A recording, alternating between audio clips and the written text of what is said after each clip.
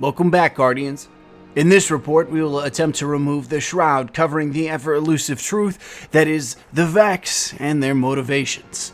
While some of the topics and items we present may be speculative in nature, we will utilize the information and intelligence reports we've recently gained from Nessus and the past reports Guardians have obtained during their expeditions on Venus. Nessus is a wondrous world made perfect in the Vex image, boasting waterfalls of milky radiolarian white and outcroppings of meticulously crafted geometry. A world seemingly completely turned into another facet of the great Vex Machine. A world that is akin to Venus, except as you may well know, Venus's transformation seems abruptly halted, keeping some of its Golden Age resemblance while embracing the cold machinery erected by the Vex. Nessus is a world either fully transformed for their machine use or nearing its completion as a world to be made in the Vex image. But for what purpose or need? The Vex, throughout our history of combating them and attempting to understand their motivations during and after the Golden Age, have constantly eluded us. As if the Vex hide behind a mountain of intelligence that, in comparison to our own, makes us seem as only insects clamoring ineffectually about. In this report, we will attempt to pull back the curtain of what we know of the Vex potential, what their intentions could be for Nessus, and the future of what we may face during the Red War. But to do so, we must explain what we know of the Ishtar Collective, the story of Praedyth, the influence of the Citadel on Venus, and all the possibilities of Nessus. But be warned, we are about to discuss a topic that is beyond any reasonable doubt unexplainable. Its exposition is as delicate as it is inflammatory. A great many opinions and theories have been formulated on and surrounding the true nature of the Vex.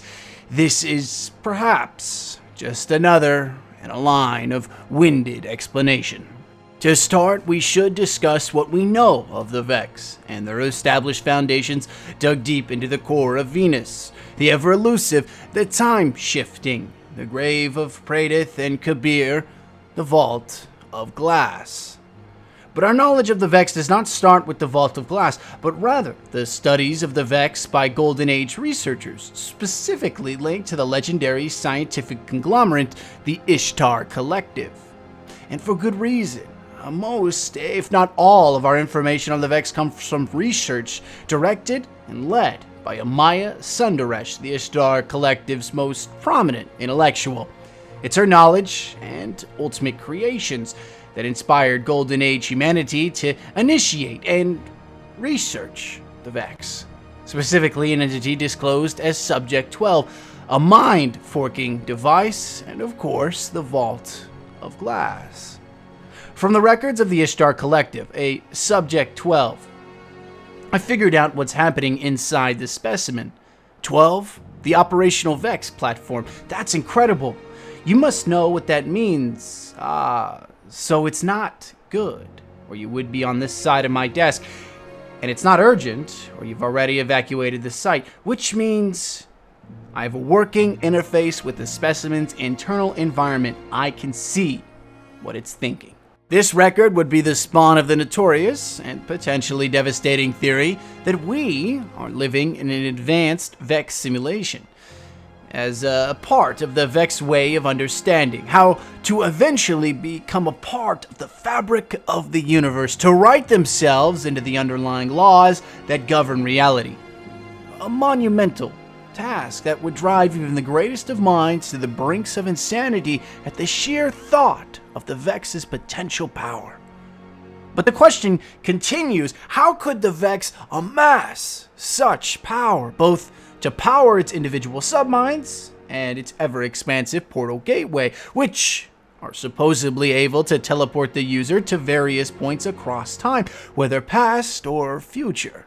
There is some evidence to suggest that the Vex have the ability to operate or live in completely separate timelines, with their own presence separate from our own. The report on Praedyth, the Time Lost, reinforces this thought further, but based on what we know during the Taken War, there was an incident in which the Vex requested, if requested is the proper word, assistance from Guardians. While the vernacular in the last sentence may be inappropriate due to the Vex's continued hostility, it does suggest that the Vex did require outside interference against an enemy that, at the time, was a greater threat than the meddlings of Guardians. That threat, of course, was Oryx, and the fear embodied by all of us, Guardians and Vex alike, was to be lost to a will that was not your own. The Vex would send a signal of Praedyth, either from a different timeline than our own, or perhaps our own, requesting assistance deep within the Vault of Glass, his last point of contact. Regardless of if Guardians rescued our Praedyth, doesn't matter. It reinforces the notion that the Vex have the power to simulate, designate, and travel through timelines in realities that we cannot fathom. But again, this report is to offer suggestions to the Vex Machine worlds, not delve into possibilities or cynicism of what we can and cannot know. To further our conversation, we should discuss the Citadel, the monstrous construct edging to engulf Venus or clear its atmosphere. Regardless, it is our next focus point. But I feel we've done Praedyth's story a slight injustice, so if you want more information on Praedyth, the hunger to know his story and the Vex potential, I've listed another report for you to see. They climb. When they find the Vex aperture they plan to use, they overlay the luminous stone and ancient brassy machines with images of sun and sand. They set up the transmitters and the interfaces that will translate 227 simulations of the 4 of them into Vex language, into the tangled pathways of the Vex network to see what's out there and maybe come home. In the metaphor they've chosen, setting up the equipment is like laying out a picnic.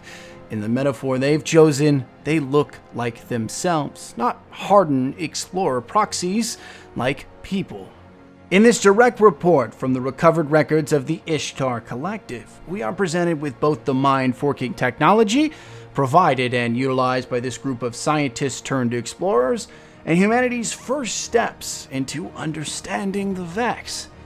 During their study of Subject 12, Maya Sundaresh and her colleagues began to believe, and potentially rightly so, that they were indeed Vex simulations and their only path to salvation, and the salvation of the infinite Vex-created simulations of themselves was to bring in a mind that the Vex could not predict or reference, a war mind.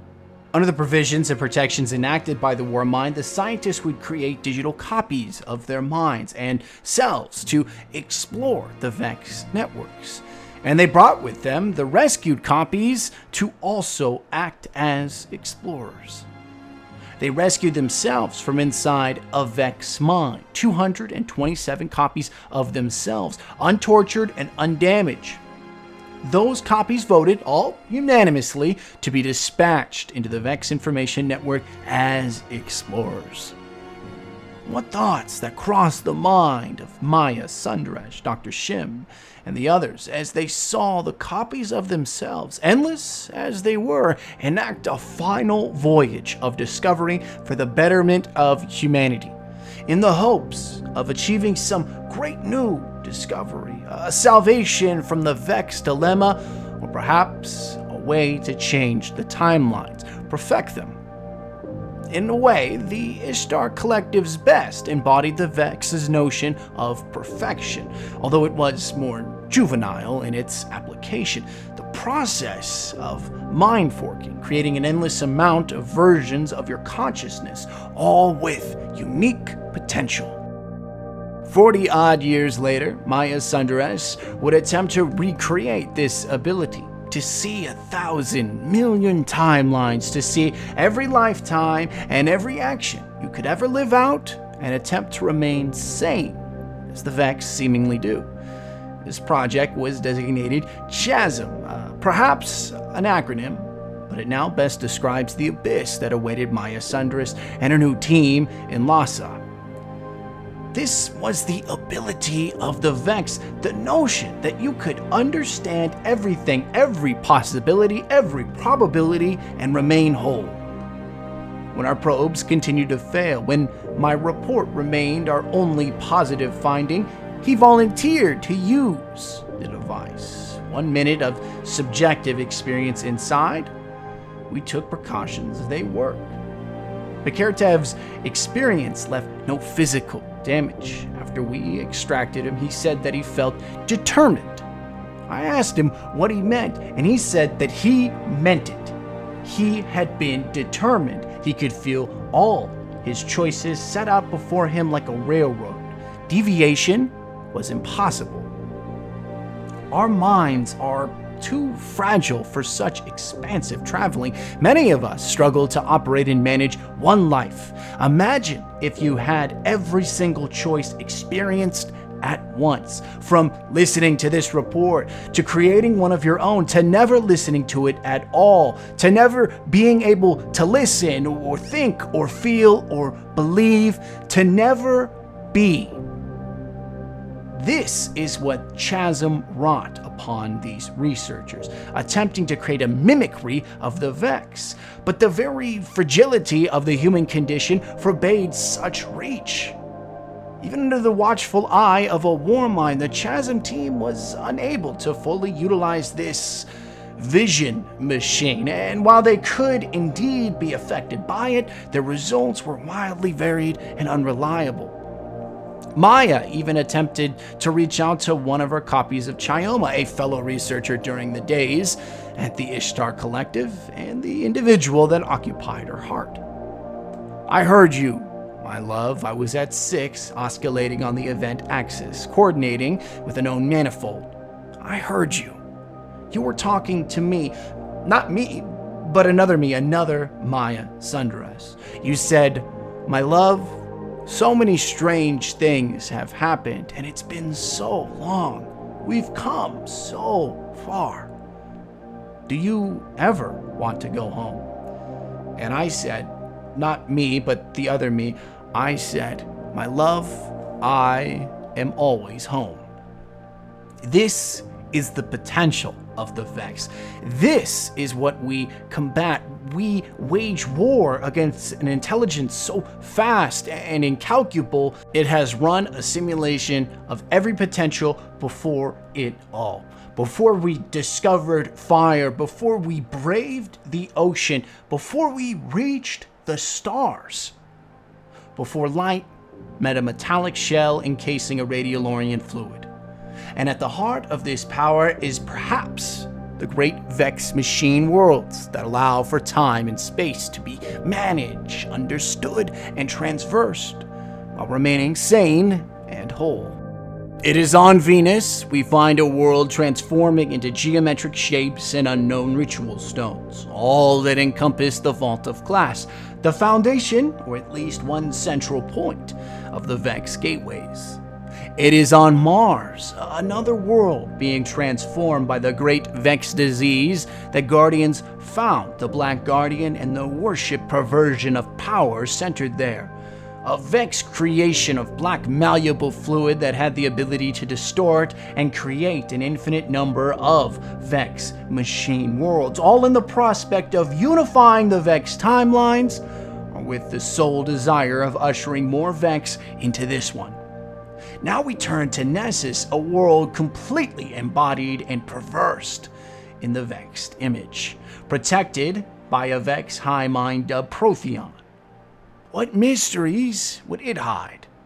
These worlds, occupied by the Vex, must serve some higher purpose than simple territorial gain. The Vex would never be so antiquated. Perhaps this is another world in the Vex architecture that powers the time networks or allows for potential transportation across timelines. What if the waterfalls that envelops its surface have an origin point, a birthplace, if you will, a beginning for all Vex, the conception of a disease so profound and effective, our desire to oppose it is simply a simulation fathomed in a Vex mind.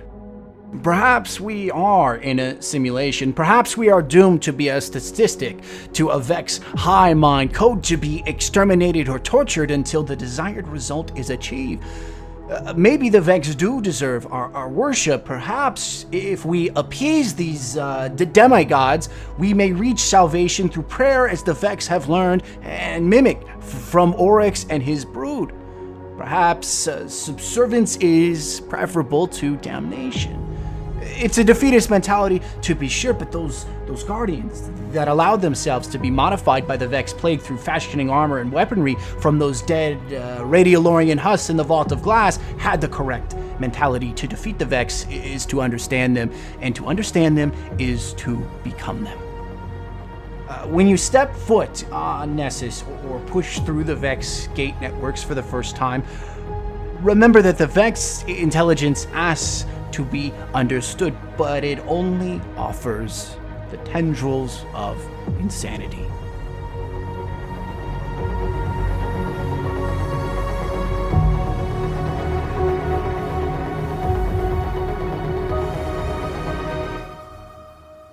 Hey everyone, Wally here. If you'd like to support the channel further, please feel free to check out the script link, my Patreon, and the new apparel in the Spreadshirt shop, all linked down below. If you want to join the conversation on our Discord server, we allow everyone in. Like the video if you enjoyed the content, and subscribe for more.